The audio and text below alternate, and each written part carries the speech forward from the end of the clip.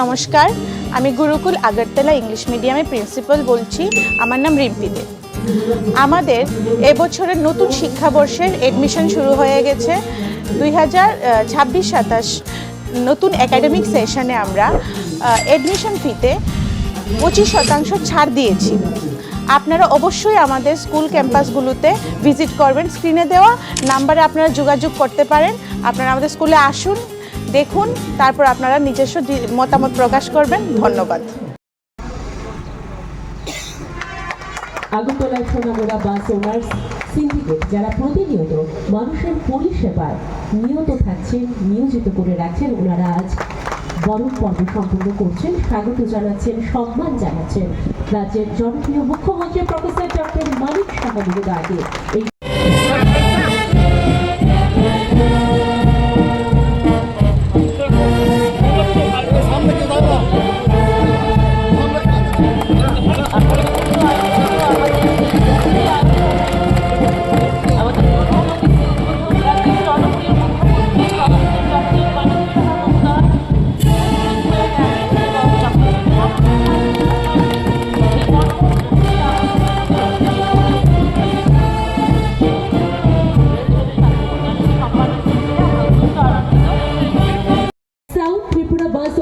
অ্যাসোসিয়েশনের 35তম বর্ষকে আনন্দ উজ্জ্বল করার জন্য চলুন সকলে মিলে আমরা যে এত সততা তাদের মধ্যে, তারার মধ্যে এত গুণ, তারাও আমি সকলকে একটা কথাই বলেছি যে এই বিধানসভায় প্রফেসর ডক্টর মানিক সাহা মহোদয়কে বিএমএস এর পক্ষ থেকে বরণ করা হচ্ছে, সম্মান জানানো হচ্ছে। একটা জোরে করতালি আবারও আপনাদের সকলের কাছ থেকে চেয়ে নিলাম। আমাদের মাঝে উপস্থিত আছেন সাউথ জোনাল চেয়ারম্যান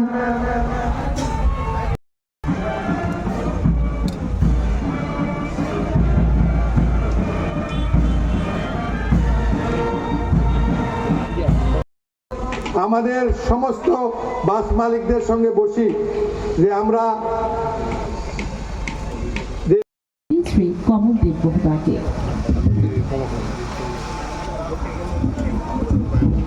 আমি যখন এই বাস অনার্সের সভাপতি হিসেবে আমরা আনন্দিত, আপ্লুত। আমি তো ভাষা হেরে, আমি বাস অনার্সের পক্ষ থেকে ধন্যবাদ জ্ঞাপন করি। আজকে আমাদের মধ্যে উপস্থিত আছে, আমি কখনো ভুলবো না এই দিনটির কথা।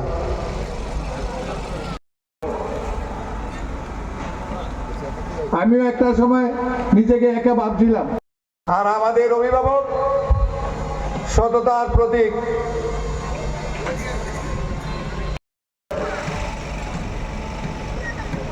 আমি গাড়িটা কিনেছিলাম যে এই ভাবে না যে সাউথ ত্রিপুরা বাস ওনার্স অ্যাসোসিয়েশনে ওনার যে চিন্তা ভাবনা তাকে মাথায় রেখে এত সুন্দরভাবে বানিয়েছেন। তো আমি সভাপতি এবং আপনাদের ফুল টিমকে আমি ধন্যবাদ দেব যে আমার কথাটা ওনারা রেখেছেন।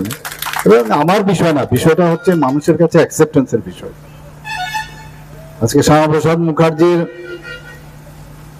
কথা যদি আমরা বলি, উনি কিন্তু সবসময় পুরো অ্যাক্টিভ ছিলেন। এত বড় পাণ্ডিত্যের ব্যক্তি,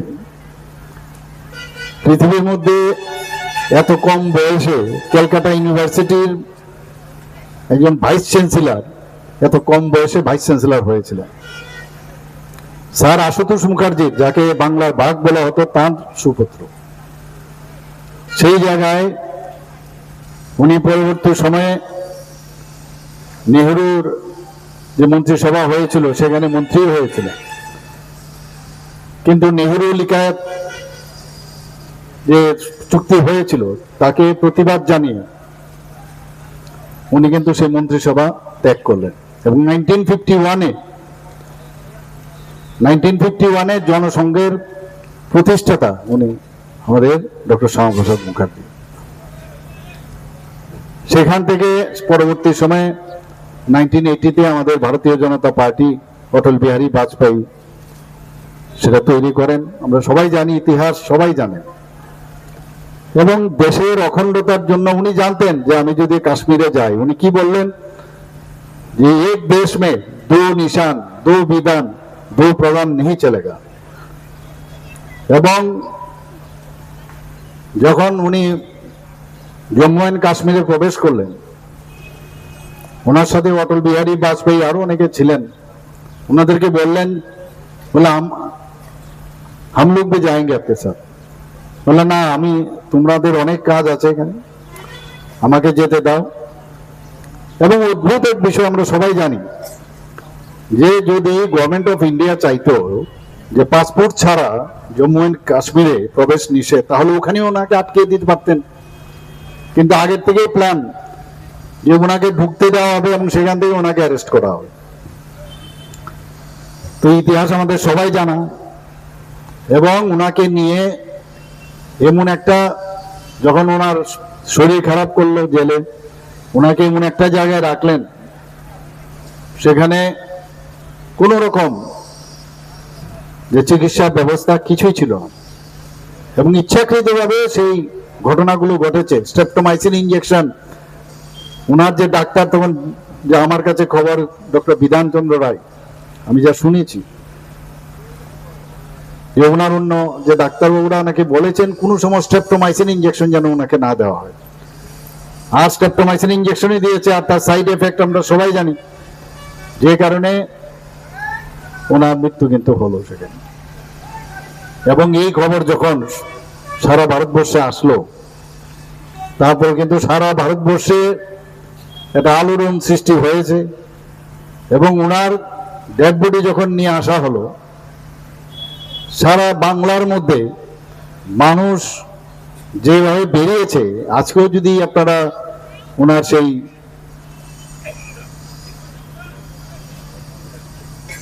যে ঘটনাগুলো চিত্রের মাধ্যমে বা আমাদের ভিডিওর মধ্যে আপনারা দেখেন, ইউটিউবে দেখেন, বুঝতে পারবেন কত পপুলার ছিল।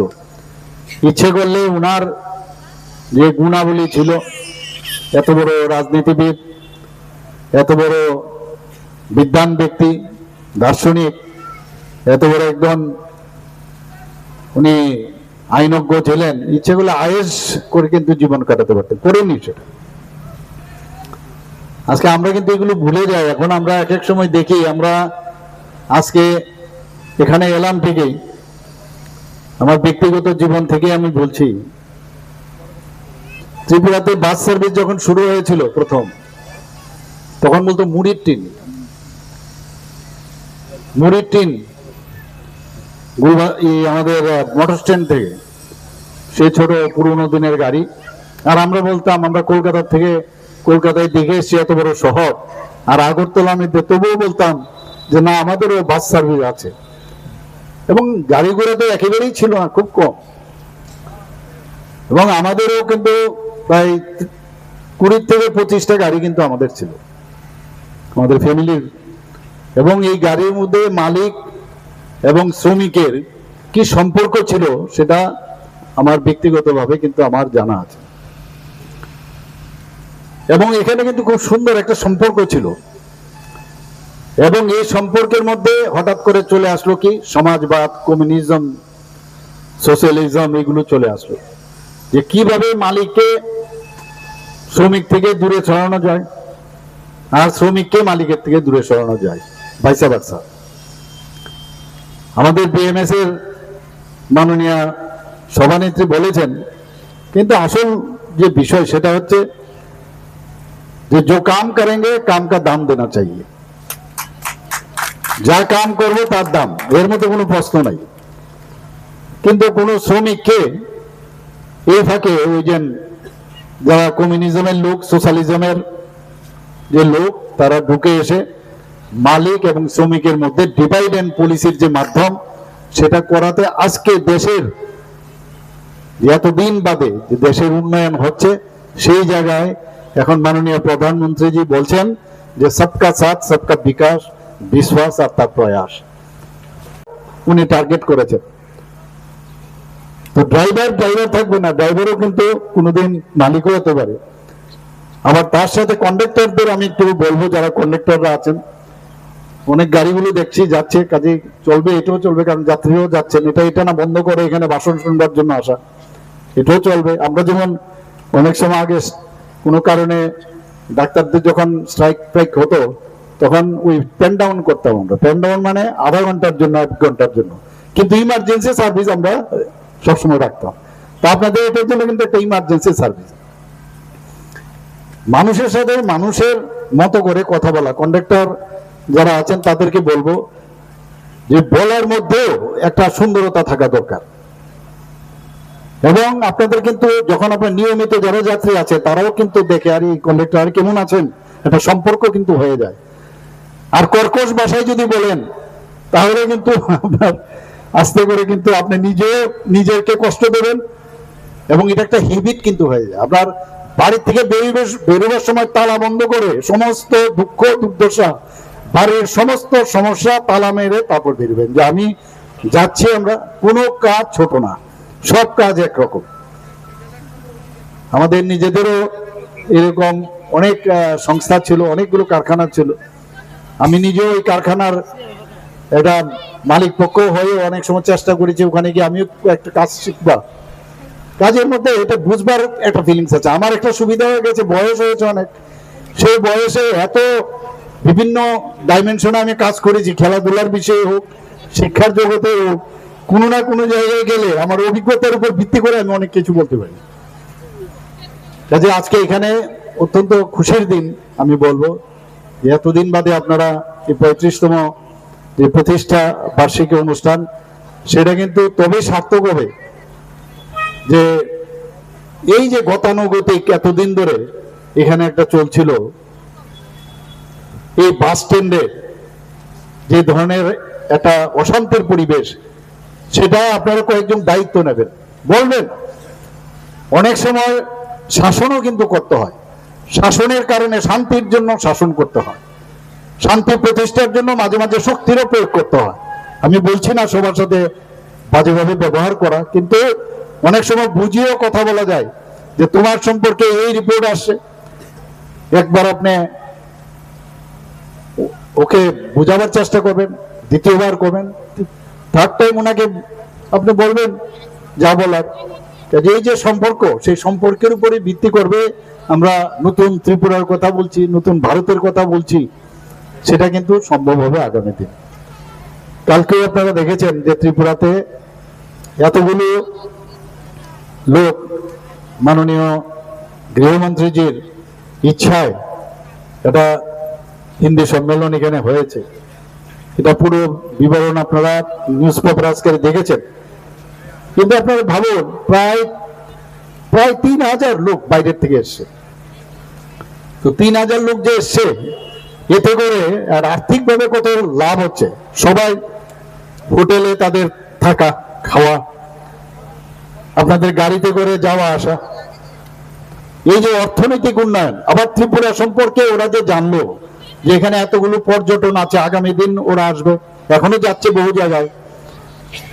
মাননীয় প্রধানমন্ত্রীজি দেখবেন যে ত্রিপুরাতে কিছুদিন আগে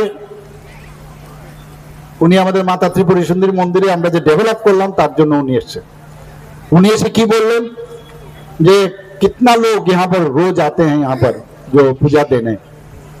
তো আমি বললাম আমার কাছে যা রিপোর্ট আছে প্রায় 2500 মতো লোক আসে, लेकिन आप आने के बाद मुझे लगता है वो आगे बढ़ेगा। কারণ কি, ওনার এই যে আশা, এই আশার কারণে কিন্তু সারা পৃথিবী জানলো। এবং এরপর আমরা দেখলাম ফুটফল এত বেড়ে গেছে, প্রচুর লোক। কিন্তু এখন খবর আমি পেলাম প্রায় 7-8 হাজার লোক ডেলি আসছে ওখানে। এটা কিন্তু এই যে চিন্তাধারা, এর জন্য উনি পুজো দিয়েছেন। কিন্তু পাশাপাশি আপনার দেখুন, ওনার আরেকটা উদাহরণ আমি দিচ্ছি। যখন এবার আমরা সবাই সেখানে গেছি, যে বহুদিন বাদে এই যে আমাদের যে কুম্ভ স্নান যে আমরা করেছি, কুম্ভ মেলা, সেখানে মাঝখানে এতগুলো পদপিষ্ট হয়েছে কিনা, এমন একটা অবস্থা হয়েছিল এখানে আর যাওয়া যাবে না। আমিও কিন্তু এরপরে গেছিলাম, কিন্তু ওনার এর আগে কিছুদিন আগে, অর্থাৎ মাননীয় প্রধানমন্ত্রীজি সেখানে গিয়ে উনি ডুবকি লাগাবার পর উনি কি বলতে চেয়েছেন যে all is well, all is well. এরপর কিন্তু মানুষ যাওয়া শুরু করলো আবার। এই যে বিষয়গুলো অনেকে এই ধরনের ফিলিংস অনেকেই বুঝে না। তো এই ধরনের যে প্রোগ্রাম, এতগুলো লোক বাইরের থেকে আসছে, প্লেনারি সেশন বাইরের থেকে হয় আমাদের এখানে, আমরা সব চ্যালেঞ্জ আমরা সেগুলোকে অ্যাকসেপ্ট করি একের পরে। আজকে